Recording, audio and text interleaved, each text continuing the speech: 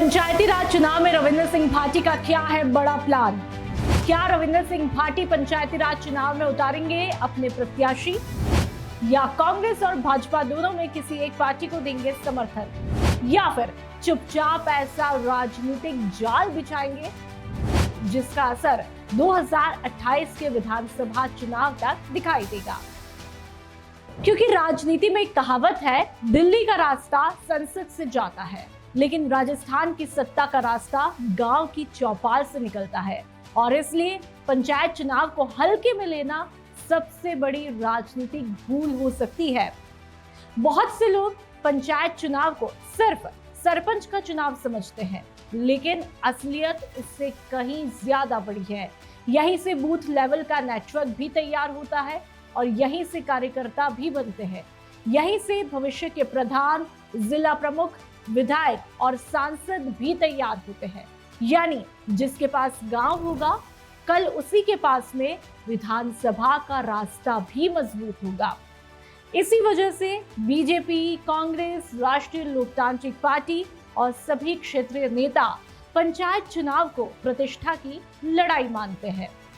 अब सवाल है कि रविंद्र सिंह भाटी के पास कौन कौन से विकल्प मौजूद है, जिस पर पूरे पश्चिमी राजस्थान की निगाहें टिकी हुई है।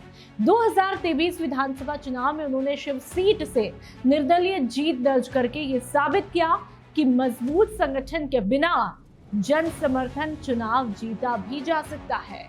2024 लोकसभा चुनाव में उन्होंने बाड़मेर जैसलमेर सीट पर बड़ी चुनौती पेश की थी। वो तस्वीरें देखी और उल्लेखनीय संख्या में वोट भी हासिल किए। अब पंचायत चुनाव में उनके सामने 3 संभावित रास्ते दिखाई देते हैं।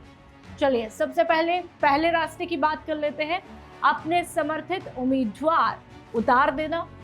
अगर ऐसा होता है, वाकई में ऐसी तस्वीरें देखने को मिलती है, तो भाटी गांव-गांव अपना राजनीतिक संगठन तैयार भी कर सकते हैं, जैसा कि कुछ विश्लेषक बताते हैं।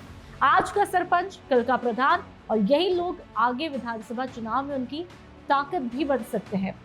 दूसरा रास्ता, निर्दलीय उम्मीदवारों को समर्थन दे देना, और इस रणनीति में पार्टी बनाने की जरूरत नहीं होती है, लेकिन प्रभाव पूरे इलाके में दिखाई देता है। अगर बड़ी संख्या में समर्थित उम्मीदवार जीत जाते हैं तो स्थानीय राजनीति में भाटी की पकड़ और भी ज्यादा मजबूत हो सकती है। जी हाँ, अब तीसरे रास्ते की बात कर लेते हैं, सीमित क्षेत्रों में चुनावी दखल दे देना। यानी हर पंचायत में नहीं, बल्कि उन्हीं इलाकों में ध्यान देना जहां उनका सामाजिक और राजनीतिक दोनों ही आधार पहले से मजबूत हो। इससे संसाधनों का बेहतर उपयोग भी होगा और प्रभाव भी दिखना शुरू होगा। ध्यान रहे, अभी तक रविंद्र सिंह भाटी ने सार्वजनिक रूप से इनमें से किसी भी रणनीति की आधिकारिक कोई भी घोषणा नहीं की है। इसलिए संभावित राजनीतिक परिदृश्यों का विश्लेषण है। अगर भाटी सक्रिय रूप से पंचायत चुनाव में उतरते हैं तो मुकाबला सिर्फ सीटों का नहीं रहेगा, बल्कि प्रभाव का भी होगा। बीजेपी चाहेगी कि उसका ग्रामीण संगठन काफी ज्यादा मजबूत बना रहे, और कांग्रेस गांवों में अपनी पकड़ बढ़ाने की कोशिश भी करेगी। और अगर निर्दलीय उम्मीदवार बड़ी संख्या में जीत जाते हैं तो पारंपरिक दलों का गणित जो है वो पूरी तरह से बदल सकता है, यानी कि पलट सकता है। और यही वजह है कि पश्चिमी राजस्थान की हर राजनीतिक गतिविधि पर सभी दल की निगाहें लगातार टिकी रहती हैं। राजनीति बड़ी दिलचस्प चीज होती है। चुनाव से पहले नेता ये कहता है कि हम जनता की आवाज हैं, और चुनाव जीतने के बाद जो आवाम है, यानी कि जनता, ये कहती है कि अब हमारी आवाज कौन सुनेगा। लेकिन पंचायत चुनाव में कहानी थोड़ी सी अलग होती है। यहाँ नेता टीवी स्टूडियो से नहीं, गांव की चौपाल, खेत की मेड़ और चाय की दुकान से बनते हैं। जी हाँ, अभी तस्वीर पूरी तरह से साफ नहीं है। रविंद्र सिंह भाटी ने अपने पत्ते अभी तक नहीं खोले हैं, लेकिन इतना तो तय है कि अगर वे पंचायत चुनाव में सक्रिय भूमिका निभाते हैं तो ये सिर्फ स्थानीय चुनाव नहीं रहेगा, ये 2028 की राजनीति की पहली मजबूत नींव भी बन सकता है, जिस पर सभी की निगाहें हैं।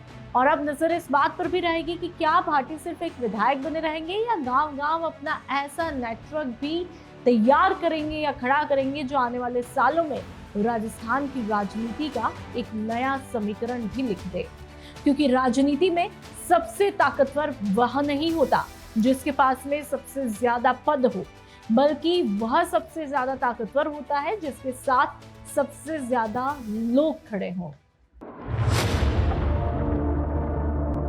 मरुधरा से खुद को जोड़ने के लिए सब्सक्राइब करें और बने रहें पीके टाइम्स के साथ।